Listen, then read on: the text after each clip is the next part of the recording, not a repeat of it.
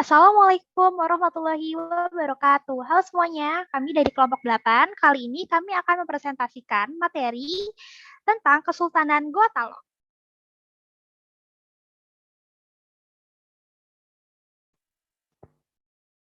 Kami dari kelas 11 IPS 1 dan kelompok kami beranggotakan Aisyah Zara Rahmania. Saya Megawati Hanatira. Saya Puspa Saidah. Saya Reza Dwi Anggara. Saya Salma Anggraini. Dan pada presentasi kali ini, kami akan membahas tentang yang pertama, sejarah berdirinya Kesultanan Gua Talo, wilayah kekuasaan Kesultanan Gua Talo, kehidupan sosial Kesultanan Gua Talo, kehidupan Kesultanan Gua Talo, kehidupan ekonomi Kesultanan Gua Talo, dan juga Tuhan Kesultanan Gua Talo. Yang pertama, ada berdirinya Kesultanan Gua Talo. Kesultanan Gua Talo atau Kerajaan Makassar adalah kerajaan Islam di Sulawesi Selatan. Lokasi Kerajaan Gua Talo berada di daerah Kabupaten Goa, Sulawesi Selatan. Kerajaan ini merupakan gabungan dari dua kerajaan yang berasal dari keturunan Kerajaan Goa, yang didirikan oleh Tamanurung Bainae pada abad ke-15. Kerajaan ini dibagi menjadi dua, yaitu Kerajaan Goa dan Talo. Pada masa pemerintahan Raja Daeng Matanre Karaeng Tumarisi, Goa dan Talo bersatu, dan sejak saat itu disebut sebagai Kerajaan Gua Talo atau Kerajaan Makassar. Di bawah ini ada ilustrasi Kesultanan Gua Talo. Pada akhir abad ke-16, Kerajaan Gua Talo memasuki masa Islam dan berubah menjadi kesultanan.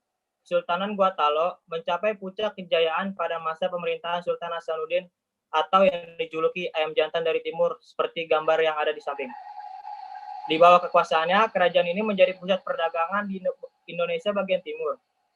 Sultan Hasanuddin juga memimpin perjuangan melawan penjajah di daerah Makassar.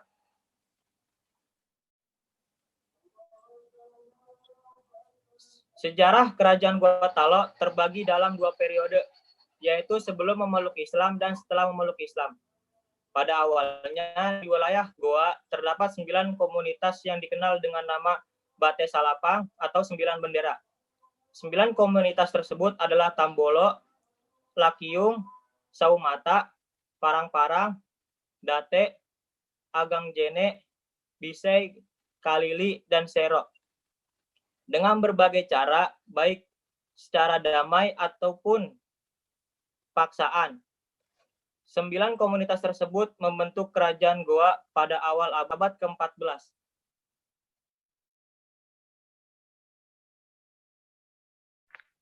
Wilayah kekuasaan Kesultanan Gua Talo. Oh iya, buat yang belum tahu, wilayah kekuasaan Kesultanan Gua Talo itu membuat kesultanan ini menjadi gerbang perdagangan Nusantara bagian timur loh.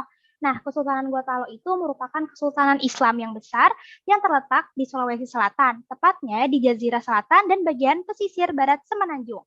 Nah, buat yang lebih singkatnya, wilayah kekuasaan Gua Talo itu berpusat di Sulawesi Selatan dan juga Kepulauan Bima. Nah, di samping itu ada gambar wilayah kekuasaan Kesultanan Gua Talo.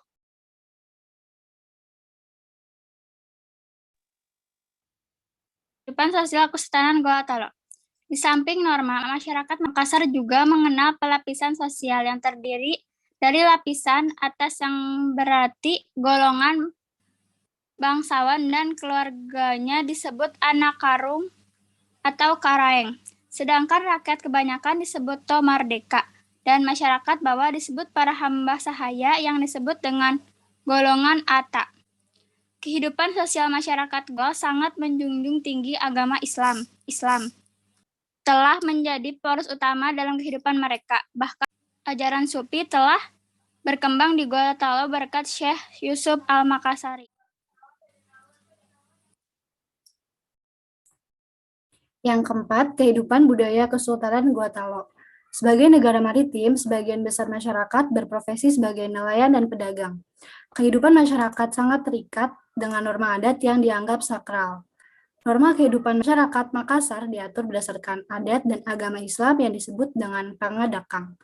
Masyarakat Makassar banyak menghasilkan benda-benda budaya yang berkaitan dengan dunia pelayaran. Mereka terkenal sebagai pembuat kapal, dan jenis kapal yang dibuat oleh orang Makassar dikenal dengan nama pinisi dan lombok.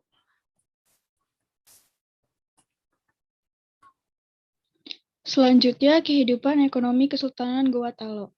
Kerajaan Makassar merupakan kerajaan maritim dan berkembang sebagai pusat perdagangan di Indonesia bagian timur. Hal ini ditunjang oleh beberapa faktor. Pertama, letak yang strategis. Kedua, memiliki pelabuhan yang baik. Ketiga, jatuhnya Malaka ke tangan Portugis tahun 1511 yang menyebabkan banyak pedagang-pedagang yang pindah ke Indonesia Timur. Sebagai pusat perdagangan, Makassar berkembang sebagai pelabuhan internasional dan banyak disinggahi oleh pedagang-pedagang asing seperti Portugis, Inggris, Denmark, dan lain sebagainya. Mereka datang untuk berdagang di Makassar.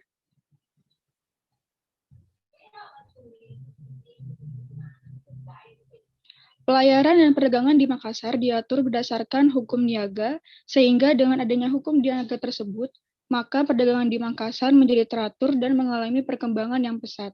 Selain perdagangan, Makassar juga mengembangkan kegiatan pertanian karena Makassar juga menguasai daerah-daerah yang subur di bagian timur Sulawesi Selatan.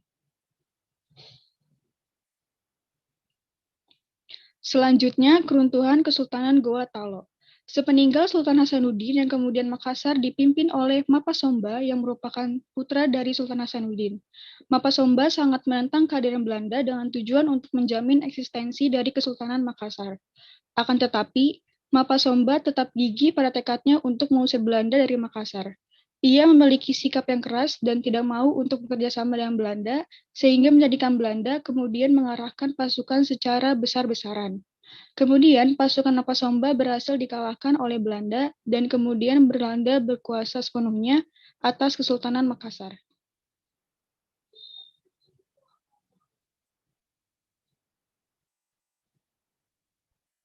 Terdapat peristiwa penting yang terjadi saat keruntuhan Kesultanan Goa Talo. Yang pertama, ada rakyat Makassar yang tidak mau menerima perjanjian Bongaya melarikan diri ke Mataram. Kedua, benteng Sombaupu dihancurkan oleh Spilman. Yang ketiga, benteng Ujung Pandang dikuasai VOC diganti nama menjadi benteng Fort Rotterdam. Cukup sekian presentasi dari kelompok kami. Kurang lebihnya mohon maaf. Wassalamualaikum warahmatullahi wabarakatuh.